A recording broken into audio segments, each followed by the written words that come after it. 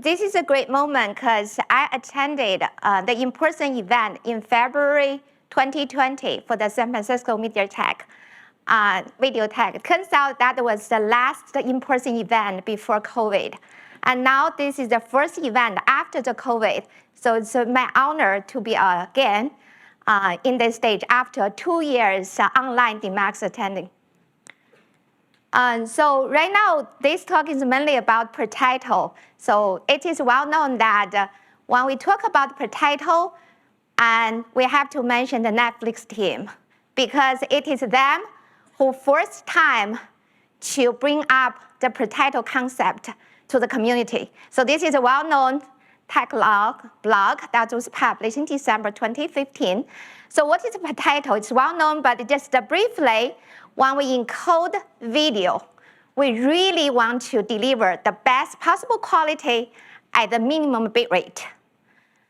And when we handle the multi-resolutions, then the question will come, which resolution should be chosen? And what the encoding parameters should be set up if we really want to deliver the best possible quality at the minimum rate, but also subject to a given maximum bitrate constraint. So that's a problem. And then based on the tech blog, it points out that pre-title, meaning that every single video or even every single segment of the video are quite different from each other. And the ideal thing is if you can achieve the convex hull of those multi-resolution RD curves, and then the ideal is you just encode at those convex hull point. So then for every given video, if it's a premium content, that could be possible because you just try to encode the video at different resolutions for multiple times, and then finally you achieve the convex hull. So here today, we mainly focus on UGC. So user-generated content, of course, when people talk about user-generated content, you think, well, the creators could be every users, and then there's a huge explosion in this segment. And it doesn't always mean that the user-generated content are not in good quality. So here's, for example, we have been working with a sports vault customer recently. They have a huge volume of sports. Like we have all these school sports coming back, and there's so many videos are being created. So UGC is mainly meaning that content that keep updating. Every day has huge volume. And then each video may not be viewed that many times. So there's so many big volume that want us to create the convex hull. How are we going to do that? Of course, we can think of machine learning, artificial intelligence. So that's the key. How do we leverage machine learning to really quickly estimate for every single video the convex hull? That is the goal for this talk. But before that, I would like to put this little tiny, I would say, subject into a big picture. So here is the end-to-end video processing chain from all the way capturing to the display. And every single step, actually, there's a possible we can leverage the use of machine learning. And I'm a codec person, and our team is mainly focused on codec. So of course, when we're talking about better quality, minimize the bit rate, you really need to optimize the encoder itself. But on top of it, there's also other ways we can further optimize, especially for user-generated content. So today, we'll just introduce an engine called pre-title engine, just in addition to optimizing encoder and further handling the multi-resolution cases. And back to the UGC, we already talked about user-generated content is such a huge variety. At the same time, it's such a huge volume. So you not only want to achieve the ideal quality and bitrate balance, you also want to make sure you process every single video fast enough. Of course, for some most viewed videos like YouTube, out of the 1 billion or even more hours watched every day, there's the most viewed video, for example, maybe 5% contributed to the 95% views. You want to put a little bit more effort, a little bit more computational resources to process those videos. So how are you going to do that? There's some pre-processing things that have been talking about, like denoising because there's a noise down there, and then deblocking because a blocking artifact, there's quite some sharpening because of play, and then the ultimate goal is the ultimate virtual quality could be good. There's also an example here. So this is a short video shared by our customer. It's basically no content at all. How are you going to handle that? This is also a lot of things we want to handle the user-generated content. And then this is just the pre-title engine that we are going to talk about it. So there's a huge amount of effort contributed by the community, how we're going to deliver the best ideal quality at a minimum bitrate. But then the engine, pre-title engine, this is our focus. So this is, I wanted to put this talk under the big picture. And then what is the setup? So you can tackle the pre-title engine, actually, especially for UGC, from different perspectives. So today is actually, we have been working with our customers. They have different requests. Here is the special setup for this today's talk. The input is for all the source videos, unanimously, regardless, the customer said, hey, we have the candidate resolution ladder. And then we have the candidate bitrate ladder. So that is regardless all the videos that is given. And then what would be the ideal output? They like to see for every single video, out of the bitrate ladders, how can we create a series of ladders or a series of runs which include the bitrate and then the resolution, potentially the ideal encoding parameters, especially the QP or the CRF value. And each triplet just can be named as one run. So what would be the ideal number of runs, the minimum ideal number of runs whenever a given target bitrate or constraint is given, then you can deliver in average the ideal quality at the minimum bitrate. So the output of our pre-title engine is targeted to the following things: the number of runs first, and then for each run, what will be the triplet, the resolution, the bitrate, and the resulting CRF value. And we put this also as two strategies so that we can comparing the results. So the first strategy is there's no pre-title engine. There's already also the given runs and then the given resolution and the bitrate. And then the customer already have this online because underlying they use our Aurora 5 HEVC encoder. On top of it, they said, can we improve even further? So that is the pre-title engine going to be applied. And the second strategy we're going to compare against the baseline is the pre-title strategy that I just addressed. So how we're going to do this pre-title? This is the key workflow that we have used. So what we did is we leveraged the use of machine learning, and then it's basically a convolutional neural network that we do the training and then do the prediction. So here's the step. For all the machine learning or based for every given video, we will extract the spatial and temporal features. This process has to be fast. So basically, in order to process it fast enough for the spatial feature, we do sampling. For example, every 2 seconds, we got one frame and downscale it, extract the spatial feature. And then for the temporal feature, we also want to process for just simply to, for example, the difference between adjacent frames, also sampling that. On top of it, this is the orange law. We just use the spatial feature and temporal features of given video. We found that more importantly, you should still get a sense how the encoding will behave on this given video. So what we did is we use a pre-encoding procedure. This is a pre-encoding in order to process fast. For every given video, regardless of their resolution, we try to downscale it to 240p, for example, and then using the fast enough encoder preset to try to encode it. At the same time, we also try to calculate the VMAP. And the VMAP score, of course, is also proposed initially by the Netflix team, is not ideal. However, so far, it is still the most would say, perform the objective quality metrics in terms of aligning with the subjective quality judgment.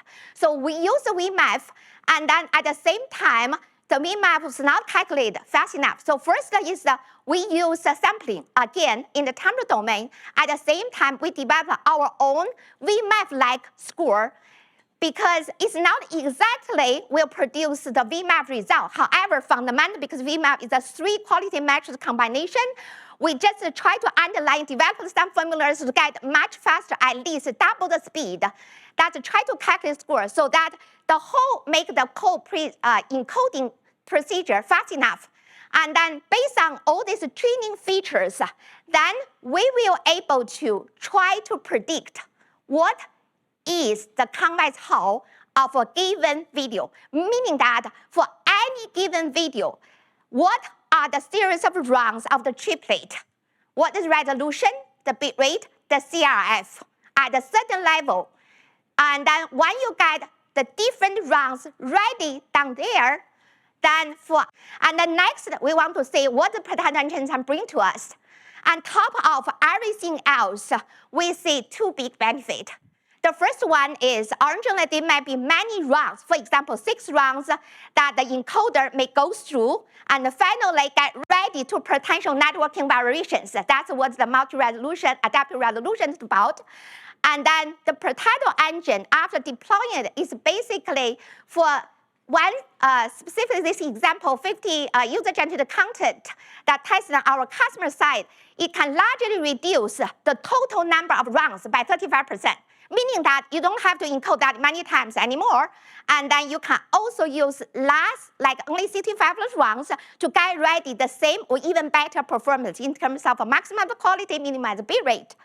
And then on top of it, we also want to see that is how fast it's because it save the number of runs, and then the predefined engine itself also consume the time. So overall, we already mentioned that we try to speed up the predefined engine itself. So roughly, for every given video, and then for 20 seconds, the predefined engine spend about 10 seconds, so half of the duration of the video. So overall, plus the predefined engine, including the saving of the round. For this specific example, the overall speed up is 15%.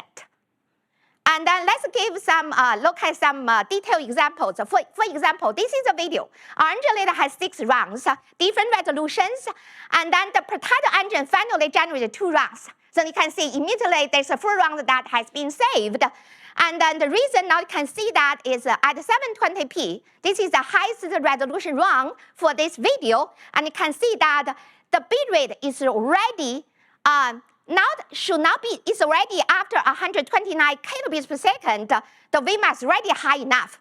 So back to the original 6 round, you say, oh, there could be some waste, because as we can see just now in the RD curve, when the bitrate increase, the quality will increase, but at a certain turning point, the RQ or RD curve will become level off.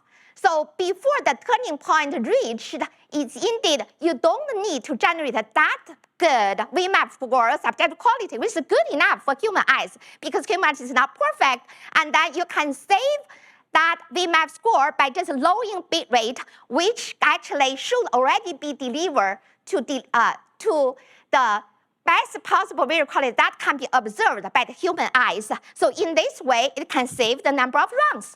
And on the other side, some videos is actually for the given number of candidate runs is already produce quite a level of RD curves already. So in this term, we actually preset the minimum number of runs for the predefined too. Indeed, maybe run 1 could be enough.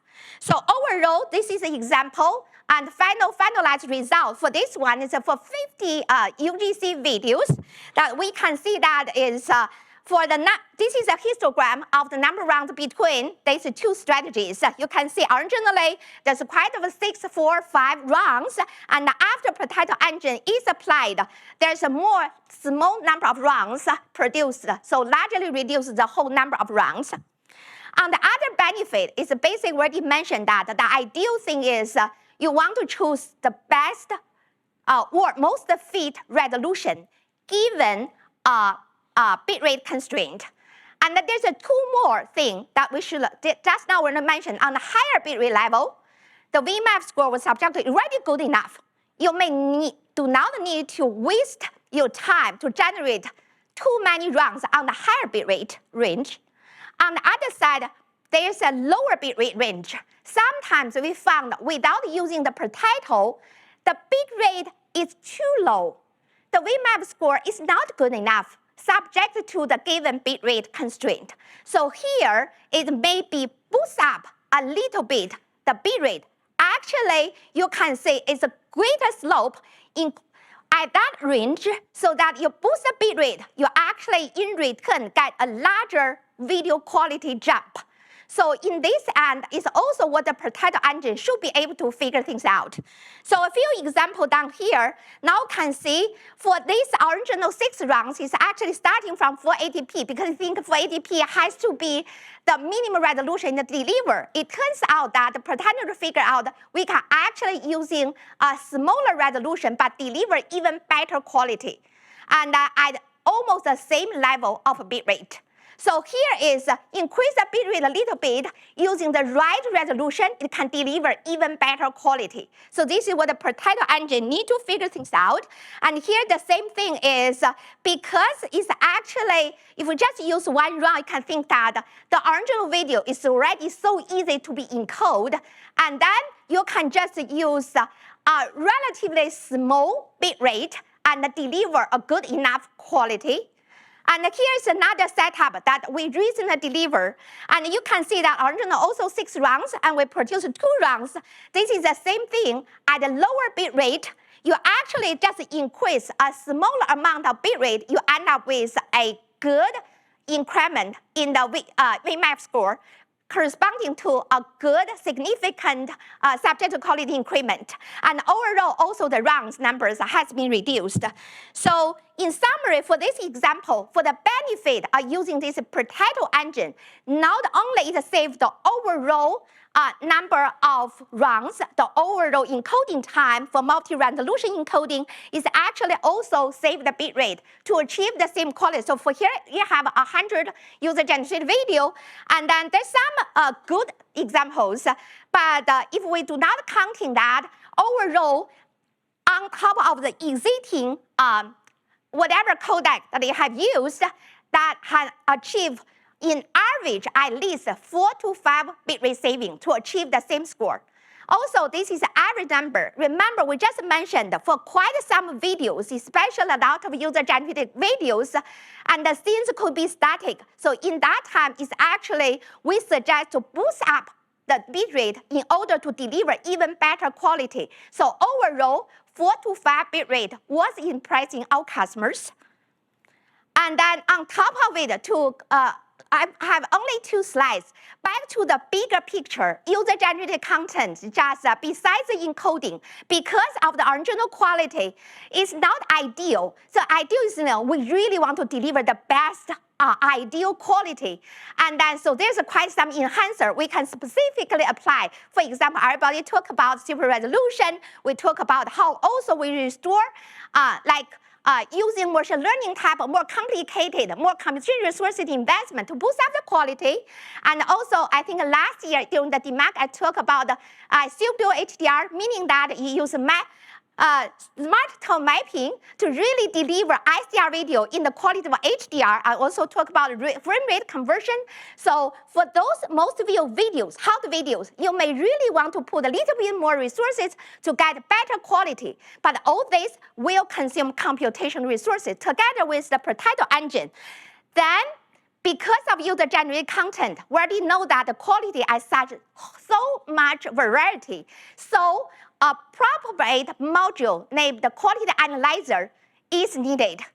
And then this quality analyzer is challenging because when the video is uploaded to the cloud, as we see where the module is placed, there's no source video that's available. So it's basically is a blind or no reference quality assessment that isn't being needed. With this quality analyzer, leveraging machine learning, you actually can categorize every given video into 3 classes: good quality, or sufficient good quality, so poor quality, or intermediate. Intermediate meaning that this video they have the potential. They can be even further bounce up in terms of video quality, and they are worth to put more effort to do enhancement, to use the quality, to use the predefined engine together with the video to further process them. And so this way, now you can see that with Coordinate and some other modules, the whole processing team got even better. Here's just some videos show that this is good, and then this is a port that already show. And then this is the intermediate that it wants to do some enhancement. So back to the big picture for the next. And this is my last slide, showing that is when we put the quality analyzer, the enhancer in place, plus the predefined engine with the whole picture, there's a lot of potential. We can even do better for user-generated content. My last comment is the problem is always because of the variety. You really want to have every given video to produce consistent result to achieve a better quality, smaller bit rate. Sometimes they're always outlier because there's such a great volume, such great variety. And I guess an example that recently I do acupuncture to handle my shingles, and every time you feel, okay, that's good, I feel so feeling, but just one needle, you feel, wow, this is bad, this is not good. So user experiences like TikTok, YouTube, Meta, when you swipe through the screens, you will remember those worst quality. That really matters.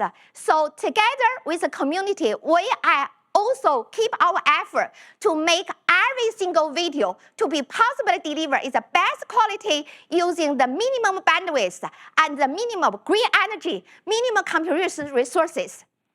That's it.